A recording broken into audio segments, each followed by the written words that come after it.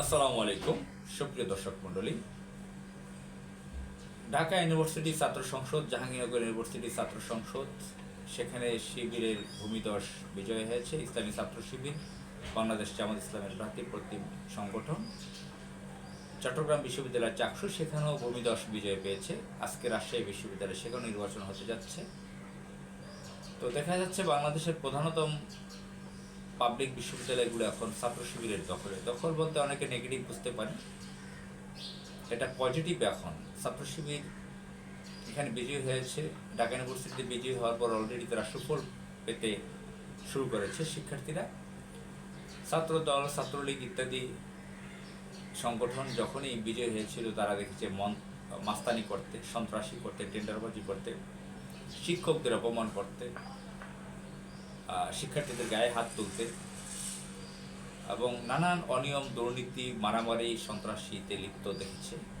তো ছাত্র শিবির সেখানে কোমল আচরণ করে, সকল শিক্ষার্থীদেরকে মূল্যায়ন করে, সম্মান করে, ইজ্জত করে, ইউনিভার্সিটির কর্মচারীদের সম্মান করে, শিক্ষকদের সম্মান করে, সহযোগিতা করে, পরিষ্কার পরিচ্ছন্নতার কাজ করে, অনিয়ম দূর করে, যে যে ফ্যাসিলিটিস পাওয়া দরকার শিক্ষার্থীদেরকে, যেগুলো বন্ধ করে রেখেছিল সেগুলো দ্বার উন্মোচন করেছে ছাত্র শিবির।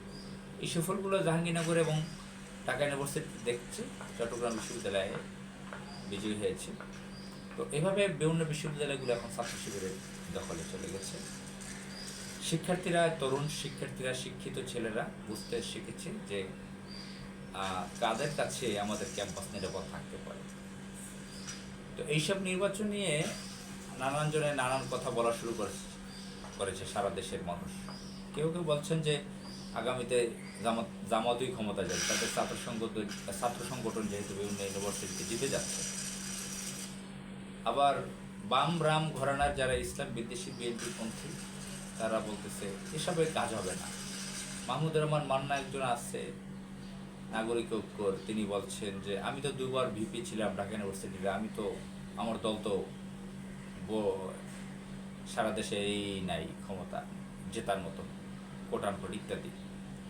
তো এটা গিয়ে আবার কোর্ট করে কথা বলেছে তারেক রহমান, বিএনপির ভারপ্রাপ্ত চেয়ারম্যান। তিনি লন্ডনে থেকে বিবিসির সাথে সাক্ষাতে বলেছেন, ইন্টারভিউতে যখন প্রশ্ন করেছে জাকসুতে ছাত্র শিবির বিজয়ী হয়েছে জামাত ইসলামের ভ্রাতৃপ্রতিম সংগঠন, তো সেখানে অনেকে মনে করছেন জামাত ইসলাম ক্ষমতা যেতে পারে, সেটা কি সেই ধরনের একটা মন্তব্য চেয়েছে, এটা আসলে কি সত্য হতে পারে কিনা। তিনি বলেছেন না, মাহমুদুর রহমান মান্না ভাই যেটা বলেছেন কোর্ট করেছে সেটা।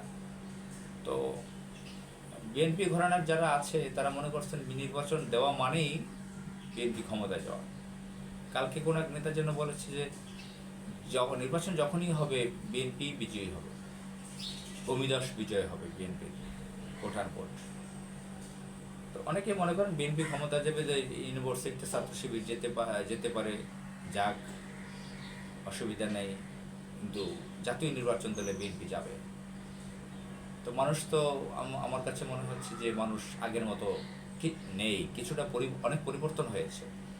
তারা আওয়ামী লীগ বিএনপিকে দেখেছে, জাতীয় পার্টির স্বৈরাচার দেখেছে, তারা অনেক কিছু দেখেছে। এসব তারা নতুন কিছু চায় এবং সেই নতুনটা জামাত ইসলামে চায়। বিএনপির থেকে হাজার হাজার নেতাকর্মী ছুটে যাচ্ছে জামাত ইসলামে জয়েন করতেছে, তারা নতুন বাংলাদেশ দেখতে চায়। আর জামাত ইসলামের ত্যাগ দেখেছে, 24-এর বিপ্লবে তাদের ভূমিকা দেখেছে। তো যাই হোক, বাংলাদেশ জামাত ইসলামী হয়তোবা আগামীতে রাষ্ট্র ক্ষমতায় আসতে পারে, সরকার গঠন করতে পারে, এমন ভোট পেতে পারে, জাতীয় নির্বাচনে ভালো ভূমিধস বিজয় পেতে পারে। এর আগে স্থানীয় সরকারের নির্বাচনটা দিলে ভালো হতো। আসসালামু আলাইকুম।